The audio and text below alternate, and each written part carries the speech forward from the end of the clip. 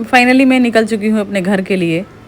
मन तो यहाँ मेरा लखनऊ में बिल्कुल भी नहीं लग रहा था। मुझे कुछ भी वेलकम करने का या फिर आप लोग बुरा मत मानिएगा, अभी कुछ भी ऐसा बोलने का मेरा मन बिल्कुल नहीं कर रहा है।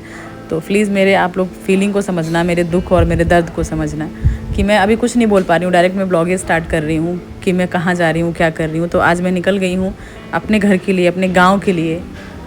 और मन मेरा यहाँ सच बताऊँ तो नहीं लग रहा था कि चली जाऊँ वहाँ पे, सबके साथ रहूँगी तो थोड़ी सी हिम्मत भी मिलेगी। लेकिन अदब का स्कूल है, फिर भी मैंने 4 से 5 दिन की छुट्टी ले रखी है और टिकट भी मुझे मिल गया था कंफर्म, तो बहुत टेंशन नहीं रहा है मुझे। और ट्रेन जो थी मेरी ऐशबाग से थी। लखनऊ में 2 से 4 स्टेशन है, तो यहाँ भी मुझे मेरे घर से 20 से 22 किलोमीटर की दूरी पे था। वैसे आने में मुझे आजकल ओला उबर है तो कोई दिक्कत ही नहीं होती है। पहुँच गई थी समय से मैं, और ट्रेन भी एकदम अपने टाइम से थी। को जाने वाली गाड़ी संख्या 15,110 Mathura Chhapra express platform number 2। जब भी कभी आना जाना हुआ करता था तो ये ट्रेन को आते देख के एक अजीब सी एक्साइटमेंट होती थी। लेकिन आज ना ये इतना ज़्यादा तकलीफ़, इतनी पीड़ा अंदर है कि चूँकि मैं बार बार ये बात बोल रही हूँ तो ये सच में पीड़ा है। तो वो जो आपके दिल में होता है ना, वही चीज़ें बार बार ज़ुबान पे आती हैं। तो मेरी भी ज़ुबान पे यही बात बार बार आ रही है कि सच में बहुत तकलीफ़ है। आज का जाना जैसे लग रहा है कोई कुछ अच्छा न्यूज़ दे देता कि ये जाना कैंसिल हो जाता मेरा। इस बार पहली बार ऐसी इतनी घबराहट हो रही है मुझे। हर इंसान अपने जीवन में कुछ ना कुछ दर्द झेलता है, लेकिन वो दर्द झेलने के बाद जैसे वो जीवन में आगे बढ़ता है, वो फिर उस चीज़ को थोड़ा सा भूल जाता है। उसके बाद जैसे ही फिर से भगवान कोई ऐसी आपत्ति, ऐसी विपदा इंसान के जीवन में देती है तो वो जख्म बिल्कुल ताज़ा हो जाता है। वही हाल है। तो अद्दू को नहीं पता, वो तो बच्चा है, वो तो उसको नहीं पता है कि क्या है जीना, क्या मरना, कुछ भी नहीं पता है। वो तो आराम से, लेकिन वो मुझे देखकर थोड़ा परेशान था कि मम्मा आप क्यों इतने परेशान हो। समय के साथ वो सारी चीज़ों को समझेंगे और समझे भी हैं। वो 2 साल अपने एज के अकॉर्डिंग काफ़ी समझदार भी है वो, और चीज़ों को बहुत करीब से देखा है तो समझता भी है। क्या कहूँ चाचा, मैं आपको लिटरली मिस कर रही हूँ। ये जाना इतना दुखद है ना कि आपका पूरा चेहरा मेरे आंखों के सामने है और मैं दिल से बहुत अजीब सा फील कर रही हूँ, हमेशा की तरह। बहुत, क्या बताऊँ मैं।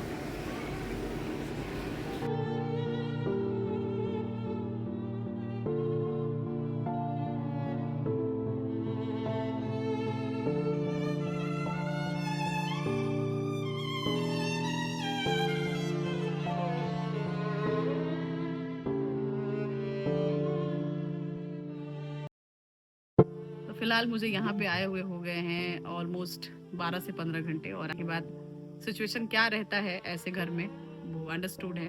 और कहीं ना कहीं 8-10 दिनों के बाद सबको थोड़ी बहुत तो हिम्मत आ गई है घर में।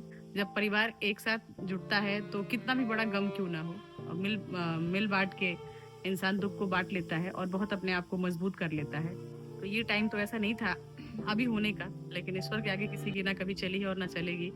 और जो नियति तय करती है उसके सहारे हम लोग को आगे बढ़ना होता है, और उसी के सहारे हम लोग को जीना होता है। फिलहाल अभी घर का माहौल जो मेरे है वो बहुत सही नहीं है, बुरा भी नहीं कह सकते, क्योंकि जो इंसान जहाँ है बहुत हिम्मत के साथ है, बहुत हौसले के साथ है और यूनिटी के साथ है। तो ये चीज़ बहुत अच्छा लग रहा है। फिलहाल सभी लोग घर में आ चुके हैं, 1-2 लोगों का आना बाकी है जो अभी तक आए नहीं है। दुख तो बहुत है। मैं कंटिन्यू नहीं कर पा रही हूँ ब्लॉग के ज़रिए, लाइव के ज़रिए, और जो भी वीडियोज़ के ज़रिए मैं अपडेट नहीं हो पा रही हूँ, क्योंकि आप लोगों को बताना भी है कि हाँ मैं हूँ और मैं फिर से वापसी करूँगी यूट्यूब पे बहुत जल्द, यानी 2-4-5 दिन के अंदर मैं वापसी करने वाली हूँ। रिक्वेस्ट रहेगी मेरी कि जैसे ही मैं वापसी करूँगी यूट्यूब पे, आप सबका वही प्यार और साथ मुझे मिलेगा। फिलहाल अभी मेरा पूरा टाइम मेरी फैमिली के साथ है, अपने भाई बहनों के साथ है, अपने पापा मम्मी चाचा चाची सबके साथ है। और ये जो मैं जहाँ से अभी ब्लॉग शूट कर रही हूँ, ये मेरे चाचा का ही कमरा है जहाँ से बहुत सी यादें जुड़ी हैं। और अभी मैंने रिसेंटली ही ये अभी उनका ये कमरा बन के रेडी हुआ था, जो कि अभी फिनिशिंग बहुत अच्छे से हुई नहीं है, लेकिन ऊपर वाले के आगे किसी की चलने वाली है, किसी की नहीं। तो आज मैंने सोचा कि यही इसी रूम से मैं अपने वीडियो को शूट करती हूँ और मैं उनको दिल से याद करती हूँ कि जहाँ भी हो वो हम सब हैं उनकी फैमिली के लिए, और हमेशा खड़े रहेंगे, सिर्फ ऑन कैमरा ही नहीं, हर तरीके से हम लोग उनके साथ खड़े रहेंगे, उनकी फैमिली के साथ खड़े रहेंगे। और आज भी यादें बहुत सारी हैं, कहा नहीं जा सकता। अपनी यादें बहुत सारी होती हैं, जिसे गिना नहीं जा सकता, जिसे लिखा नहीं जा सकता है। वो अनगिनत चीज़ें होती हैं जो सिर्फ यादों के सहारे रह जाती हैं जीवन में। और उसको हम सब लोग जब से मिले हैं ना, बहुत सी बातें हो रही हैं हम लोगों के बीच, बचपन की बातें, बड़े होने के बाद, क्योंकि बच्चों का हम लोगों का जो कनेक्शन एक चाचा चाची दादा दादी के साथ होता है बच्चों का, क्योंकि ज्वाइंट फैमिली से हम लोग रहे हैं और बचपन भी इन लोगों के बीच बीता है, तो बहुत सारी खूबसूरत यादें उन लोग के साथ। कहा जाता है ना कि इंसान को इस दुनिया में रहना है तो हंसना भी है, खाना भी है, रोना भी है और जीना भी है, तो सब कुछ करना है। वक्त से पहले आप चले गए चाचा, जहाँ भी हैं भगवान आपको अपने चरणों में स्थान दे। अभी ये कहने का वक्त नहीं था, ये कहने का टाइम नहीं था, बहुत कम समय में आप हम लोगों को छोड़ के चले गए हैं। वैसे हम सब हैं आपकी पीठ पीछे। कह के ठीक तो नहीं लग रहा है कि अभी इतने कम वक्त में, अब मैं क्या बोल रही हूँ मुझे खुद समझ में नहीं आ रहा है, क्योंकि एक घबराहट सी है मन में, एक डर सा है मन में। आप लोग समझ सकते हैं मैं क्या बोलूँ इसके आगे। बस आप लोग का साथ, आप लोग का प्यार बना रहे रश्मि के साथ, क्योंकि जीवन में मैं भी इसी के सहारे हूँ और इसके सहारे मैं आगे बढ़ रही हूँ। तो फिलहाल मुझे फिर से वापसी करनी है, बहुत जल्द करूँगी। तो आप लोग प्लीज़ प्रे करना कि मेरे परिवार को हौसला मिलता रहे और हम लोग इस गम से उबर जाएं और हौसले के साथ आगे बढ़ें। हर बार की तरह इस बार भी मेरा आना हुआ, लेकिन ये जो आना हुआ बहुत कष्टमय, बहुत दुखद और बहुत गम से भरा हुआ है। आने के बाद एकदम से अच्छा नहीं लग रहा है कि हम क्यों आए हैं और किस लिए आए हैं और क्यों हुआ ऐसा।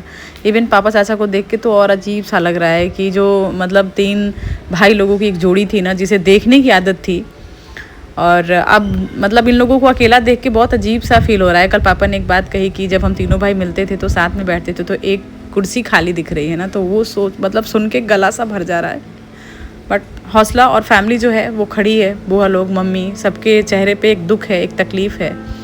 लेकिन एक कहावत है ना कि जीना है तो आगे बढ़ना पड़ेगा, और वही कोशिश यहाँ पे हर एक व्यक्ति कर रहा है।